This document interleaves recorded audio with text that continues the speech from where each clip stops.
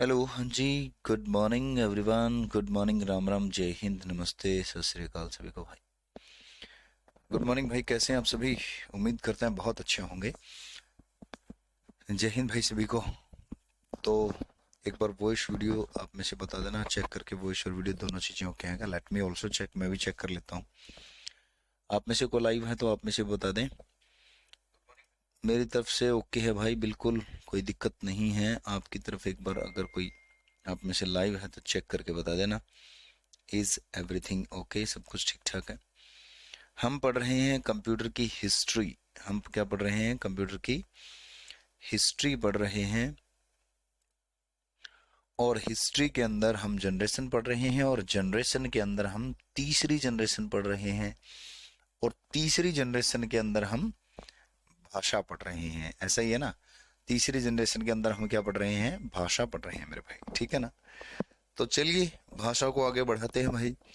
तीसरी जनरेशन में कौन सी भाषा जो है वो शुरू हो गई थी, कौन सी भाषा में क्या कुछ रहा, आज हम देखेंगे और आगे भी पढ़ेंगे भाई। ठीक है। तो ये वाला मामला निपट चुका है कंप्यूटर की हिस्ट्री के अंदर, ये वाला निपट चुका है, ये भी निपट चुका है, अपना वैक्यूम ट्यूब ट्रांजिस्टर आईसी भी निपट चुकी है। आईसी वाले में भाषा पे आए हुए हैं ना। आईसी में आईसी के दो भाग जो होते हैं वो भी हमने पढ़ लिए थे, और इसके बाद जो भाषा आई है वो भाषा का जिक्र कर लेते हैं भाई। भाषा कौन सी आई यहाँ पर? उच्च स्तरीय भाषा यहाँ पर आई भाई। कौन सी भाषा आई? उच्च स्तरीय भाषा। उच्च स्तरीय भाषा यहाँ पर प्रयोग हुई, यानी कि इंग्लिश में कहें तो हाई लेवल लैंग्वेज। इंग्लिश में कहें तो हाई लेवल लैंग्वेज। इंग्लिश में अगर कहें तो हाई लेवल लैंग्वेज जो है यहाँ पर आ गई भाई। ठीक है, हाई लेवल लैंग्वेज भाई। HLL भी इसको कहा गया। गुड मॉर्निंग भाई मनदीप, वेरी गुड मॉर्निंग। इसको क्या कहा गया? HLL भी कहा गया भाई। HLL मतलब हाई लेवल लैंग्वेज, ठीक है ना? HLL। इससे पहले की जो भाषा थी, इससे पहले वाली जो हमने मशीन लैंग्वेज पढ़ी फर्स्ट जनरेशन में, और सेकंड जनरेशन में असेंबली लैंग्वेज पढ़ी, तो वो क्या थी? वो लो लेवल लैंग्वेज थी भाई, निम्न स्तरीय भाषा थी। कौन सी? एक तो मशीन भाषा। कौन सी भाषा मेरे भाई? एक तो थी आपकी मशीन भाषा, है ना? और एक थी आपकी असेंबली भाषा। कौन सी भाषा? असेंबली भाषा। मशीन भाषा और असेंबली भाषा, ये दोनों क्या थी मेरे भाई आपकी? मशीन भाषा और असेंबली भाषा, ये दोनों की दोनों आपकी निम्न स्तरीय भाषा थी भाई। क्या थी? निम्न स्तरीय भाषा। निम्न स्तरीय भाषा थी भाई। स्तरीय ऐसे लिखते हैं क्या? निम्न स्तरीय भाषा भाई। यानी कि हम इनको कहेंगे लो लेवल लैंग्वेज। क्या कहेंगे मेरे भाई? लो लेवल लैंग्वेज इनको हम कहेंगे भाई। ठीक है ना? लो लेवल लैंग्वेज कहेंगे। अब लो लेवल लैंग्वेज का मतलब ये नहीं है कि ये बिल्कुल घटिया कैटेगरी की लैंग्वेज थी, है ना? लो लेवल लैंग्वेज का मतलब ये है कि जो कंप्यूटर का अपना हार्डवेयर हुआ करता था, हार्डवेयर, कंप्यूटर का सबसे पहले क्या होता है? हार्डवेयर होता है ना?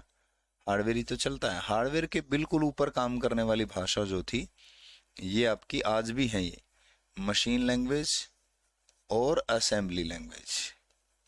मशीन और असेंबली दोनों यहां पर काम करती हैं।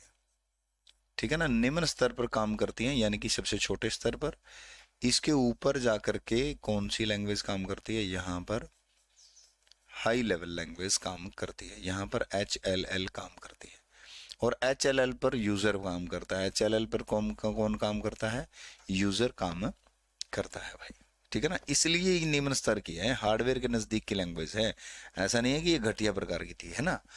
हाँ, सीखने में हार्ड थी। सीखने में क्या थी? हार्ड थी। ये लैंग्वेज पोर्टेबल नहीं थी, दोनों की दोनों भाषाएं। असेंबली भाषा में भी अगर मैंने नहीं लिखवाया तो लिख लेना, यह भाषा भी पोर्टेबल नहीं थी। यह भाषा भी क्या नहीं थी? यह भाषा भी पोर्टेबल नहीं थी। पोर्टेबल जो है, पोर्टेबल नहीं थी।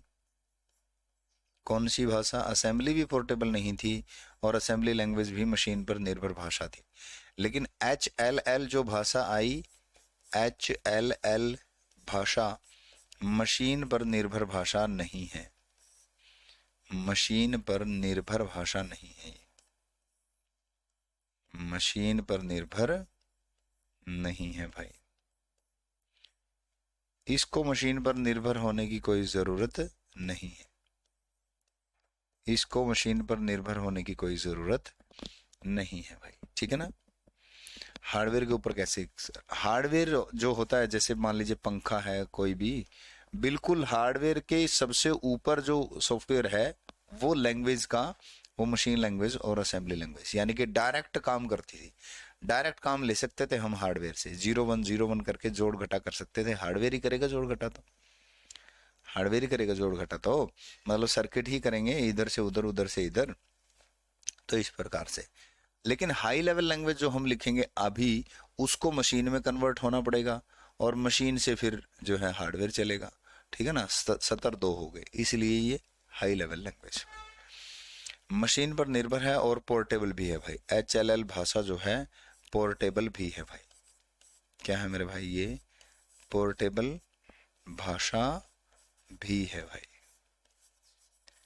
यानी कि अब परिवर्तन हो गया, एक कंप्यूटर से दूसरे कंप्यूटर में मशीन का प्रोग्राम जो है वो चल सकता है। एक कंप्यूटर में बनाया, दूसरे कंप्यूटर में चल पड़ा, बिल्कुल ओके है। जैसे आपके फ़ोन में ये ऐप चल रही है, ये जो ऐप है आपके फ़ोन में चल रही है।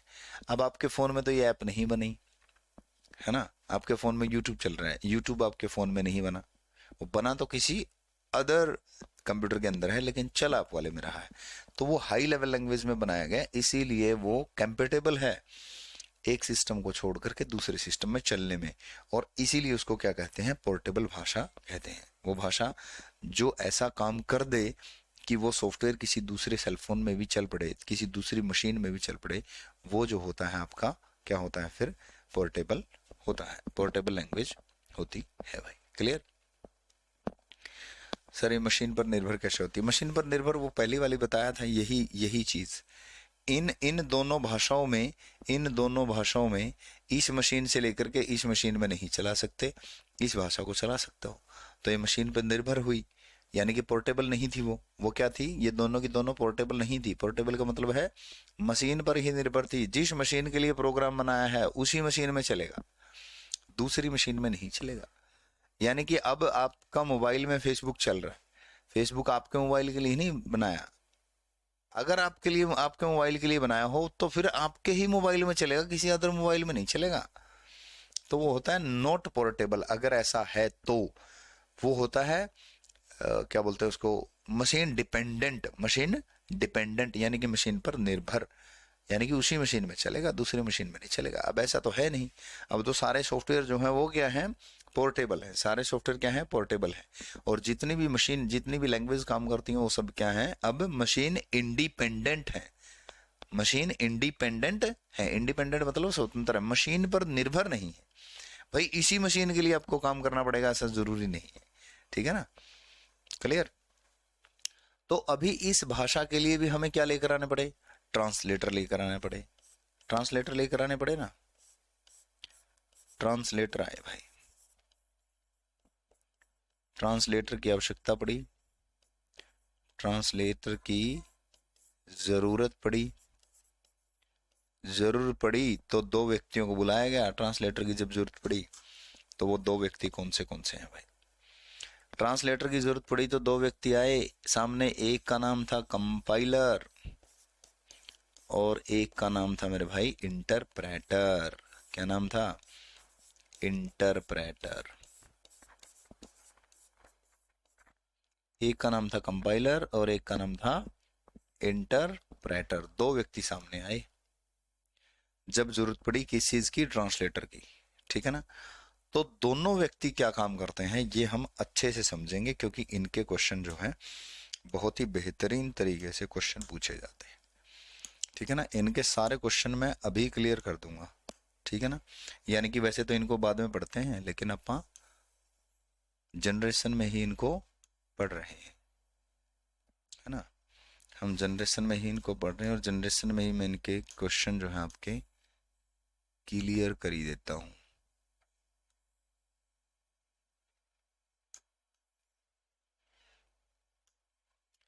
ठीक है, देखिए भाई, डायग्राम को अच्छे तरीके से उतार लेना। ये डायग्राम जो है आपका बड़ा काम आएगा, ठीक है ना। बेहतरीन तरीके से उतार लेना डायग्राम को।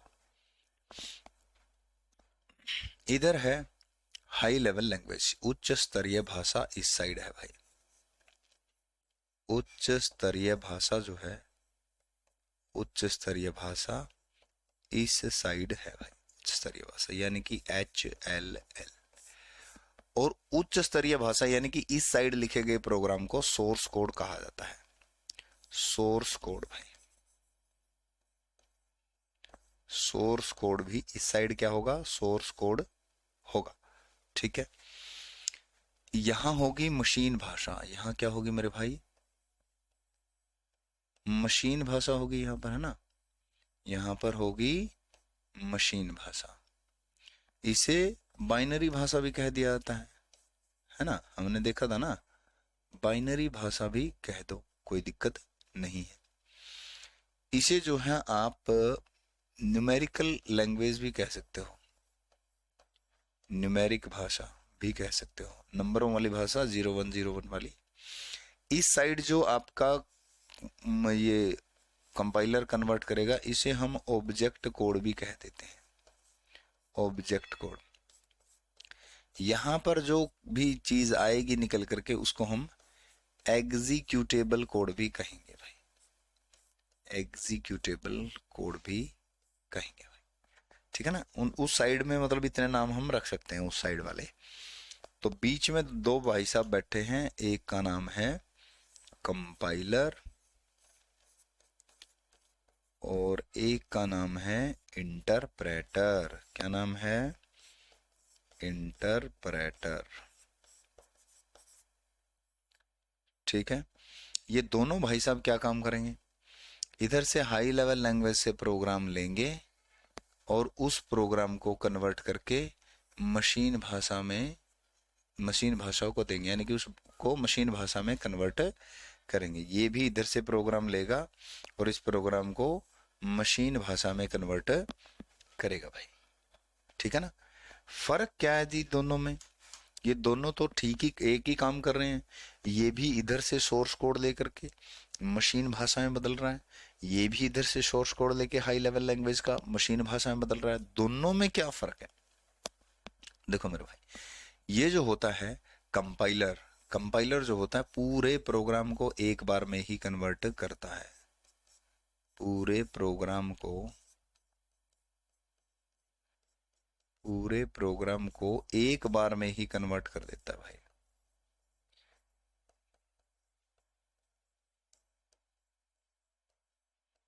एक बार में ही कन्वर्ट करेगा भाई। कौन करेगा पूरे प्रोग्राम को एक बार में ही कन्वर्ट, कंपाइलर। और इंटरप्रेटर जो है ये लाइन बाय लाइन कन्वर्ट करेगा। इंटरप्रेटर जो है ये है स्टेटमेंट बाय स्टेटमेंट या लाइन बाय लाइन, दोनों बातें लिख सकते हो, लाइन बाय लाइन कन्वर्ट करेगा।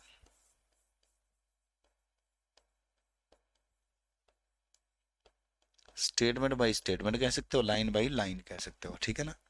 एक एक करके कन्वर्ट करेगा। इसका एक एग्जांपल ले लेते हैं।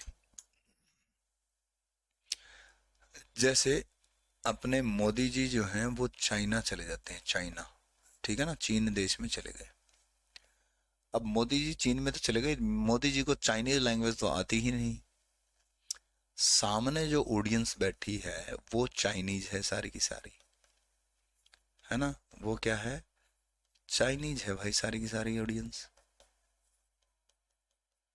अब मोदी जी को आती है हिंदी, चाइनीज आती नहीं। अब मोदी जी क्या काम करते हैं, मोदी जी क्या काम करते हैं, दो ट्रांसलेटर ले जाते हैं अपने साथ। एक चला गया कंपाइलर और एक चला गया इंटरप्रेटर, ठीक है ना। तो कंपाइलर और इंटरप्रेटर को मोदी जी साथ में ले जाते हैं। अब क्या करते हैं, अब कहते हैं मोदी जी मैं भाषण दूंगा, आप लोग इनको सुना देना भाई, चाइना भाषा में सुना देना, मैं हिंदी में बोलूंगा, ठीक है।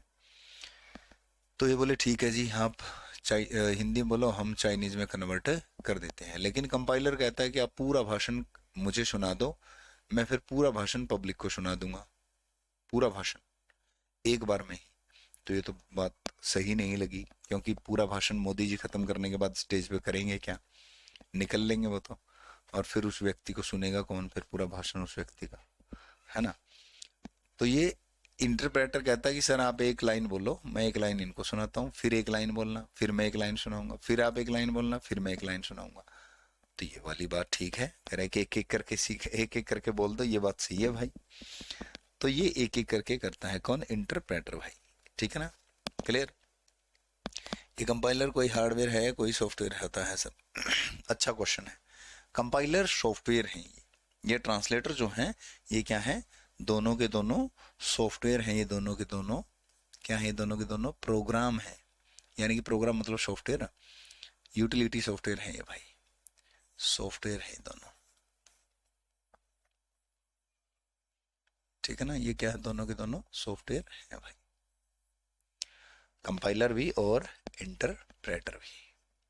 ये आगे पढ़ेंगे वैसे हम, लेकिन यहां पर बात आ गई तो मैंने यहीं पे निपटारा करना अच्छा समझा, ठीक है, क्लियर।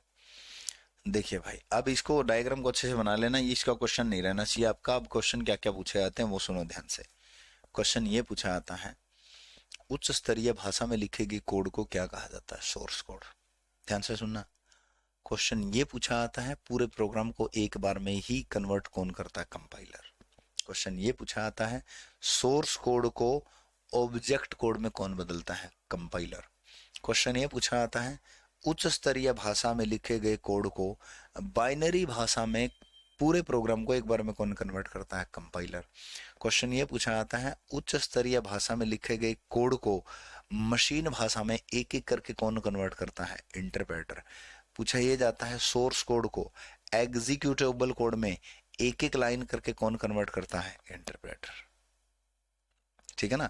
मतलब इनमें से कोई एक शब्द यूज होगा, इस साइड से ये शब्द यूज होगा, उच्च स्तरीय भाषा यूज होगी, इनमें से एक एक करके पूछा जाएगा या पूरे प्रोग्राम को पूछा जाएगा। एज अ होल भी लिखा आता है इसको, कंपाइलर एज अ होल, यानी कि पूरे प्रोग्राम को एक बार में ही, एज अ होल यानी कि पूरे प्रोग्राम को एक बार में ही एक करके कन्वर्ट करता है, एज अ होल।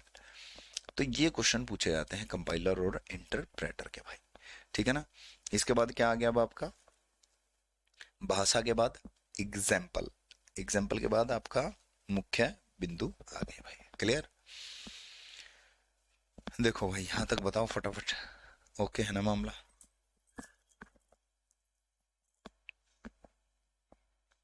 बताओ भाई मनदीप, यहां तक ओके हो गया तो आगे बढ़ते हैं फिर आप।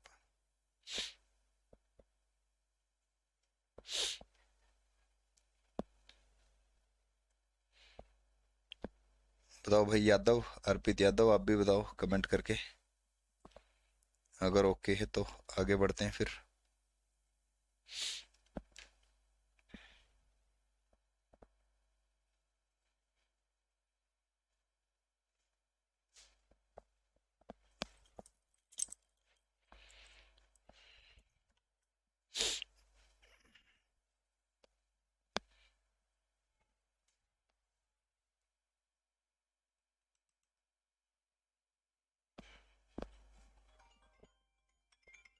एक सेकंड भाई।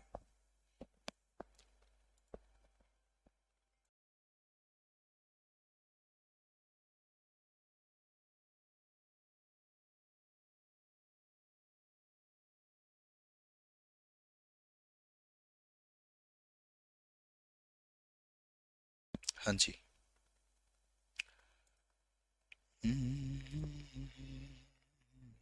ओके सर, ओके चलिए भाई आगे देखो। इसके बाद की कहानी आती है उदाहरण की, और साथ के साथ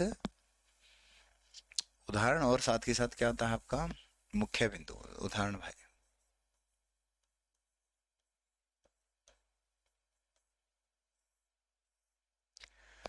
उदाहरण देखो भाई, उदाहरण में क्या क्या आता है। एक तो इसका पीडीपी 08, ये तो बहुत बार पूछा आता भाई। पीडीपी 08 बहुत बार पूछा आता है। सीडीसी 6600, सीडीसी 6600 भी कई बार पूछ लिया आता है। सीडीसी 6600 देखो, ये जो सीडीसी 6600 है, दुनिया का सबसे पहला सुपर कंप्यूटर माना जाता है। दुनिया का सबसे पहला सुपर कंप्यूटर माना जाता है। सबसे पहला सुपर कंप्यूटर माना जाता है भाई। दुनिया का सबसे पहला सुपर कंप्यूटर माना जाता है। हालांकि कंसीडर किया जाता, कुछ लोग कहते हैं ये सुपर कंप्यूटर है, कुछ लोग कहते हैं ये सुपर कंप्यूटर नहीं है। तो बात की बातें हैं, कोई कहता है सुपर कंप्यूटर है, कोई नहीं है। एक और आएगा फिर वो वाला सुपर कंप्यूटर बनेगा। मुख्य बिंदु में क्या कुछ आ गया भाई। मुख्य बिंदु भाई, मुख्य बिंदु, तो मुख्य बिंदु में क्या आ गया भाई। मल्टी प्रोग्रामिंग व मल्टीटास्किंग का विकास हो गया भाई। यहाँ पर मल्टी प्रोग्रामिंग व मल्टीटास्किंग का विकास हुआ। ऑपरेटिंग सिस्टम में मल्टी प्रोग्रामिंग और मल्टीटास्किंग शामिल हो गई भाई। ऑपरेटिंग सिस्टम में, जो ऑपरेटिंग सिस्टम सेकेंड जनरेशन में आ गया था ना, उसमें मल्टी प्रोग्रामिंग, मल्टी प्रोग्रामिंग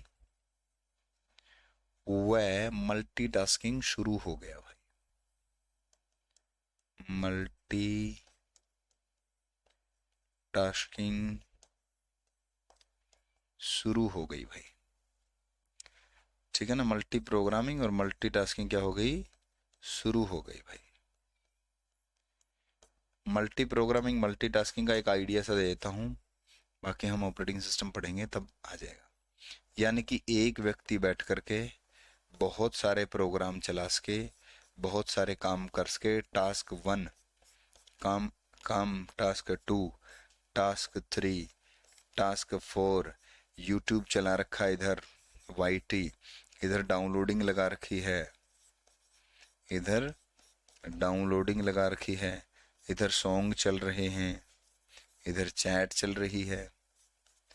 ठीक है ना, तो एक ही व्यक्ति बहुत सारे काम करे उसको बोलते हैं मल्टीटास्किंग। क्या बोलते हैं, मल्टीटास्किंग भाई।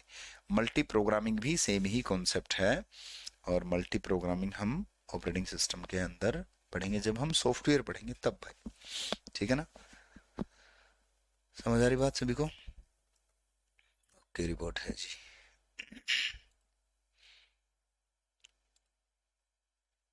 चलिए भाई आगे बढ़ते हैं, फोर्थ जनरेशन पर आ जाते हैं। कौन सी जनरेशन पर आ जाते हैं, फोर्थ जनरेशन पर आ जाते हैं भाई।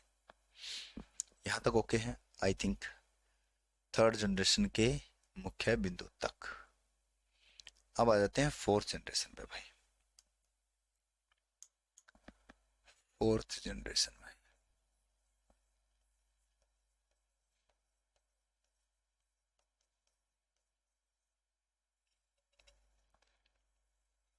क्या क्या चीजें पढ़नी है, वही चीजें, समय, तकनीक, भाषा, उदाहरण, मुख्य बिंदु, यही चीजें पढ़नी है ना। मुख्य बिंदु, एक बहुत ही बढ़िया राय दी एक स्टूडेंट ने। देखो, स्टूडेंट से भी मुझे बहुत से कुछ सीखने को मिलता है। तो क्या राय दी कि सर जो ये आप पहले लिख देते हो ना, ये पहले मत लिखा करो। मुख्य बिंदु जो मैं ये लिख रहा हूँ ना, कह रहा है सर ये आप पढ़ाते जबरदस्त हो, लेकिन ये चीज जो है आप जैसे समय लिख दिया, समय, तो पहले समय को निपटाओ एक बार, आप ये पहले मत लिखा करो। बात भी सही थी बिल्कुल, क्योंकि आप लोग फिर उस हिसाब से लाइनें छोड़ लेते हो, है ना। आप लोग भी इस हिसाब से लाइनें छोड़ लेते हो। तो आप लोग ऐसे लिखा करो, पहले समय लिखा करो फिर तकनीक, समय जब कंप्लीट हो जाए तब तकनीक लिखा करो। मतलब ये तो मैं बोर्ड पे लिख रहा हूँ क्योंकि मैं मिटा भी सकता हूँ और फिर जल्दी से इरेज करके मतलब वापस भी लेकर आ सकता हूँ, क्योंकि ये डिजिटल बोर्ड है। लेकिन कॉपी पे ये चीज़ मुमकिन नहीं है। तो आप लोग उसी हिसाब से लिखा करें जैसे आपको उचित लगता है भाई, ठीक है ना। पहले समय कंप्लीट किया करें। समय जो इसका रहा 1975 टू 89 भाई, 1975 टू 89। तकनीक रही इसके अंदर LSI और VLSI, दो तकनीक, यानी कि कई बार LSI लिखा आता है डायरेक्ट, कई बार VLSI लिखा आता है डायरेक्ट। तो तकनीक लार्ज स्केल इंटीग्रेशन, इसकी फुल फॉर्म है large scale integration, large scale integration. और VLSI very large scale integration, very large scale integration भाई, ठीक है। वेरी लार्ज स्केल इंटीग्रेशन, तो ये VLSI है। ये क्या है आपकी VLSI, IC की पावर बढ़ा दी यहाँ पर, IC की पावर बढ़ा दी यहाँ पर, ठीक है ना। अब यहाँ पर भाषा में क्या आया, भाषा में आए क्यूरी बेस्ड भाषा यहाँ पर शुरू हो गई भाई, क्यूरी बेस्ड लैंग्वेज शुरू हो गई यहाँ पर, क्यूरी बेस्ड भाषा, ठीक है ना। जैसे SQL, जैसे कौन सी भाषा आ गई यहाँ पर, SQL आ गई। SQL क्या है, structured Curie language, structured Curie language है, स्ट्रक्चर्ड क्यूरी लैंग्वेज भाई, ठीक है ना। स्ट्रक्चर्ड क्यूरी लैंग्वेज यहाँ पर आ गई भाई, ठीक है ना। अब इसकी एक एक लाइन बननी थी, इसलिए जो है मैंने ऐसा करके लिख दिया इसमें, ठीक है ना। क्यूरी का मतलब क्वेश्चन होता है। हाँ, यहाँ गड़बड़ हो जाए कि एक लाइन ना छोड़ी हो तो क्यूरी का मतलब कहाँ लिखे, तो क्यूरी का मतलब होता है मेरे भाई क्वेश्चन। क्यूरी का मतलब क्या होता है, क्वेश्चन। क्वेरी लगाने वाली भाषा जो है शामिल हो गई। एक बार पूछा भी था हरियाणा में तो कि क्यूरी का क्या मतलब होता है, तो क्यूरी का मतलब होता है मेरे भाई क्वेश्चन, ठीक है ना। कैसी भाषा थी ये, देखो क्वेश्चन पूछ सकते हैं हम, जैसे बैंक में जाकर के हम क्वेश्चन पूछते हैं कि मेरे अकाउंट में बताइए कितना बैलेंस पड़ा है। जैसे ATM में पूछते हैं कि मेरे अकाउंट में देखिए कितने पैसे पड़े हैं, जाके जानकारी लेते हैं। तो ऐसी भाषा बन गई कि किसी भी डेटा बेस जहां पर डेटा, बहुत सारा डेटा पड़ा है, वहां से एक डेटा उठा करके लेके आना हो। जैसे रेलवे का, रेलवे को बहुत बड़ा डेटाबेस है, कौन सी रेल किस समय कहाँ से कहाँ तक चलती है, उसमें कितनी बोगी है, कितनी सीट है, कितनी भर गई, कितनी खाली है, कब कब चलती है, उसके ड्राइवर कौन है, उसमें TT कौन कौन है ना। तो बहुत सारा डेटा होता है रेलवे का। लेकिन हमें चाहिए कि मुझे जो है ये बताइए कि मुझे मुंबई से कोलकाता जाने वाली ट्रेन चाहिए मुझे। तो मुंबई से कोलकाता जाने वाली ट्रेन की पूरी डिटेल आपके सामने होगी। सिर्फ पूरे भारत की ट्रेनें नहीं आएंगी, वो ट्रेन नहीं आएगी जो चेन्नई से कोलकाता जाती है, वो नहीं आएगी। तो क्वेश्चन पूछने वाली भाषा यहाँ पर आ गई थी इस जनरेशन के अंदर, ठीक है। ओके, रिपोर्ट है जी। अच्छा, ये भी गड़बड़ है। चलिए देखिए, तो उदाहरण इस जनरेशन में कंप्यूटर का उदाहरण जो है वो क्या हुआ, करे वन जो है हम यहाँ पर लिख सकते हैं क्या, करे वन। वैसे यहाँ पर बहुत सारे कंप्यूटर आने शुरू हो गए। करे वन, इसे भी दुनिया का सबसे पहला सुपर कंप्यूटर कहा जाता है। सफल सुपर कंप्यूटर, पहला सफल सुपर कंप्यूटर आप इसे कह सकते हो, पहला सफल सुपर कंप्यूटर।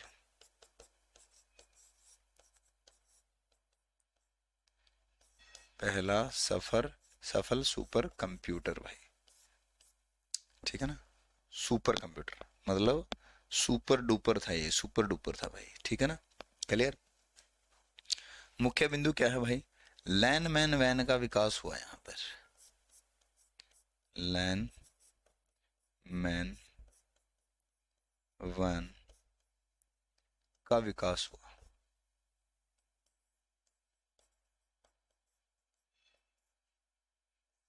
लैन मैन वैन का क्या हुआ, विकास हुआ भाई, ठीक है ना।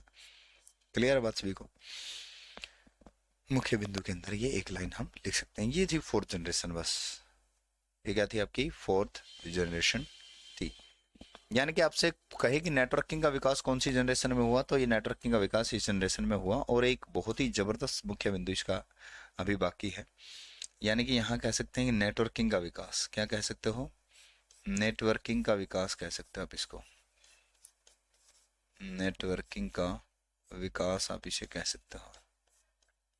ये नेटवर्किंग का विकास है,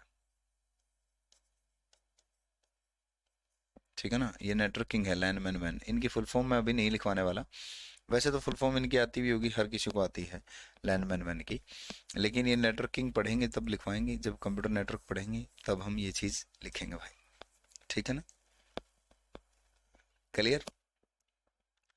अब एक इसका सबसे मेन और मुख्य बिंदु क्या था इस जनरेशन में, क्या हुआ मेरे भाई, इस जनरेशन में यहां माइक्रो प्रोसेसर का विकास हुआ भाई। क्या हुआ, माइक्रो प्रोसेसर का विकास हुआ भाई।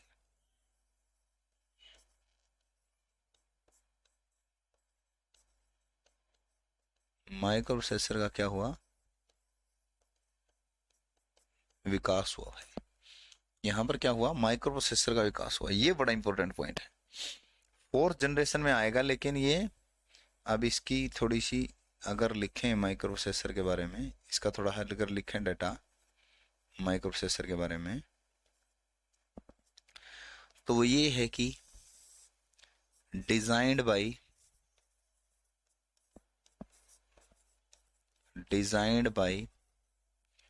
टेड होफ, टेड होफ के द्वारा डिजाइन किया गया इन 1971, 1971 में। हालांकि 1971 में आ गया था, यहाँ देखो तो 75 से निवासी, लेकिन यहाँ तक इसका विकास होते होते ये कंप्लीट बन गई थी, 1971 में इसकी स्टार्टिंग थी। ट्रांजिस्टर कितने यूज हुए थे इसके अंदर, ट्रांजिस्टर यूज्ड 2300, 2300 ट्रांजिस्टर इसके अंदर प्रयोग हुए थे भाई। 2300 ट्रांजिस्टर इसके अंदर क्या हुए थे, प्रयोग हुए थे मेरे भाई। टेड होफ ने बनाया था, 1971 में बनाया था, 2300 ट्रांजिस्टर प्रयोग हुए थे। नाम था नेम्ड, नेम क्या नाम था इसका, इंटेल 4004। क्या नाम था मेरे भाई, इंटेल 4004 इसका नाम था भाई, इंटेल 4004, ठीक है ना। इंटेल 4004 टेड होफ के द्वारा बनाया गया, जिसमें 2300 ट्रांजिस्टर प्रयोग होते थे। और ये फोर्थ जनरेशन में कहा जाता है कि माइक्रो प्रोसेसर का विकास कब हुआ था, तो फोर्थ जनरेशन आपने करना है, लेकिन 1971 है, ठीक है ना, क्लियर? तो ये फोर्थ जनरेशन थी भाई अपनी, यानी कि जब आईसी की पावर बढ़ाई तब माइक्रो प्रोसेसर बना। माइक्रो का मतलब होता है बहुत छोटा, माइक्रो का क्या मतलब होता है मेरे भाई, माइक्रो का मतलब होता है बहुत छोटा, बहुत छोटा माइक्रो। और माइक्रो प्रोसेसर, तो माइक्रो प्रोसेसर यानी कि छोटा सा प्रोसेसर हुआ, छोटी सी चिप हुई जो ये काम करने वाली है भाई, क्लियर? ओके, रिपोर्ट है, बताएं भाई, आगे बढ़े फिर। फिफ्थ जनरेशन देखें आज, फिफ्थ जनरेशन भाई, चलिए आ जाते हैं हम फिफ्थ जनरेशन की तरफ बढ़ जाते हैं।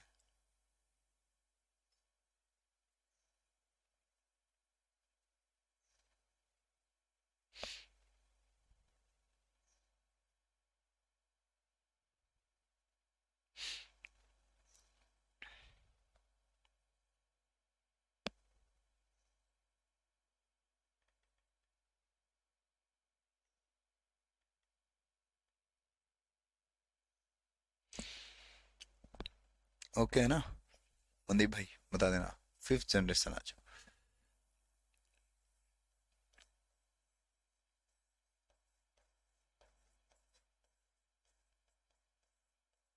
फिफ्थ जनरेशन भाई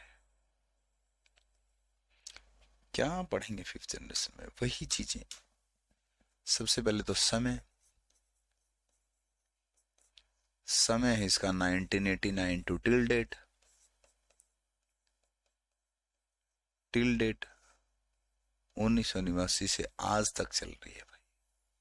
करंट जनरेशन है ये, वर्तमान की जनरेशन है, वर्तमान में यही जनरेशन चल रही है, वर्तमान तक ये जनरेशन चल रही है, वर्तमान तक भाई, ठीक है ना, वर्तमान तक ये जनरेशन चल रही है। आगे बढ़ते हैं, देखो अब इससे आगे जो समय तकनीक भाई, तकनीक इसके अंदर आ गई मेरे भाई ULSI। क्या आ गई? ULSI। ULSI क्या बोला है? Ultra large scale integration, ultra large scale integration, ultra large scale integration जो है ये आ गई भाई, ULSI। क्लियर? तकनीक के बाद इसके अंदर भाषा कौन सी आई भाई? भाषा, तो भाषा इसके अंदर आ गई मेरे भाई OPS 5, OPS 5। ये सारी भाषाएं जो हैं आगे ये सब पोर्टेबल है भाई, मरकरी एटसेट्रा इत्यादि भाई।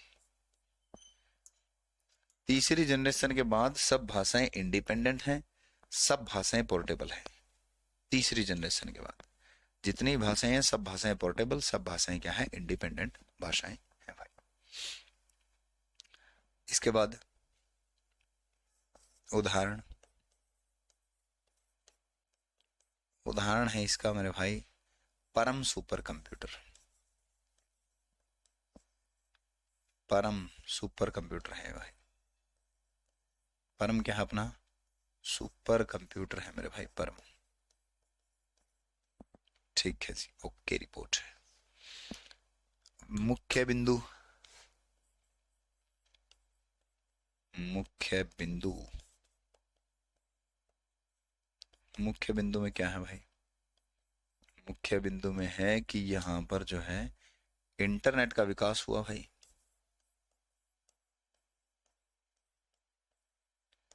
इंटरनेट का विकास, लैपटॉप का विकास, लैपटॉप अस्तित्व में आए, लैपटॉप व क्या कहेंगे, लैपटॉप व डेस्कटॉप, डेस्कटॉप का विकास, लैपटॉप का विकास और डेस्कटॉप का विकास हुआ भाई। क्लियर? कौन सी जनरेशन के अंदर? फिफ्थ जनरेशन के अंदर भाई। कौन सी जनरेशन में? फिफ्थ जनरेशन में भाई। तो ये था आपका जनरेशन्स वाला मामला, ठीक है ना। ये जनरेशन्स थी भाई आपकी। ULSI आपकी अल्ट्रा लार्ज स्केल इंटीग्रेशन है, अल्ट्रा लार्ज स्केल इंटीग्रेशन है भाई। तो यहाँ तो सब कुछ आ गया, यहाँ तो रोबोट भी आ गए, AI भी आ गई, ठीक है ना। AI का विकास हुआ, लिख लीजिए किस चीज का विकास हुआ? AI का विकास हुआ भाई, AI का विकास हुआ। अब AI का विकास हुआ तो AI का मतलब है मेरे भाई आर्टिफिशियल इंटेलिजेंस। AI का क्या मतलब है? Artificial intelligence.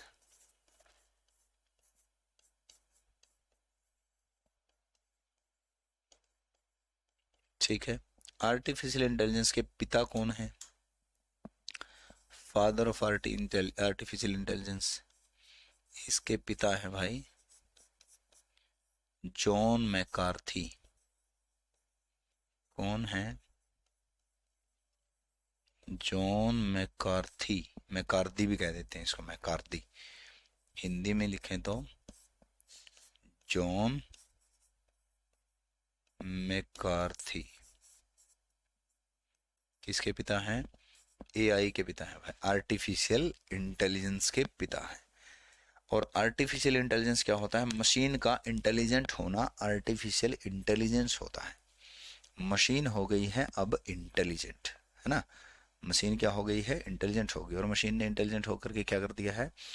तबाही मचा रखी है मशीन ने, है ना। देख ही रहे होंगे आप, तकनीक लेटेस्ट में पढ़ेंगे, ठीक है। तो उम्मीद करता हूँ भाई यहाँ तक की चीजें जो है आपको अच्छे तरीके से समझ में आ गई होंगी। ये वाला भी डिलीट करना है, ये वाला भी, ये वाला भी, ये वाला, ये वाला भी। तो जनरेशन होती हैं कंप्लीट आपकी, जनरेशन क्या होती हैं आपकी? कंप्लीट होती हैं भाई, ठीक है ना। जनरेशन का मामला पूरा। इसके बाद हम पढ़ेंगे टाइप्स ऑफ कंप्यूटर। क्या पढ़ेंगे? टाइप्स ऑफ कंप्यूटर, यानी कंप्यूटर जो है आपका कितने प्रकार का होता है। अभी तो हमने कंप्यूटर स्टार्ट किया था, स्टार्ट करने के बाद हमने देखा कि कंप्यूटर की तो हिस्ट्री ही बहुत लंबी चौड़ी है, तो हिस्ट्री पढ़ी, जनरेशन पढ़ी। अभी हम पढ़ेंगे कि कंप्यूटर जो है कितने प्रकार का है। ये जो हम देख रहे हैं कंप्यूटर हमारे वाला, ये कौन से टाइप का कंप्यूटर है, और ये देखने के बाद फिर हम कंप्यूटर को चलाना शुरू करेंगे, ठीक है ना। अभी तो ऑन किया है, उसके बारे में जानकारी ले रहे हैं, ठीक है ना। तो आप सभी का बहुत बहुत धन्यवाद, थैंक यू सो मच। जय हिंद सभी को भाई। History of computer part 3, part 4 sorry.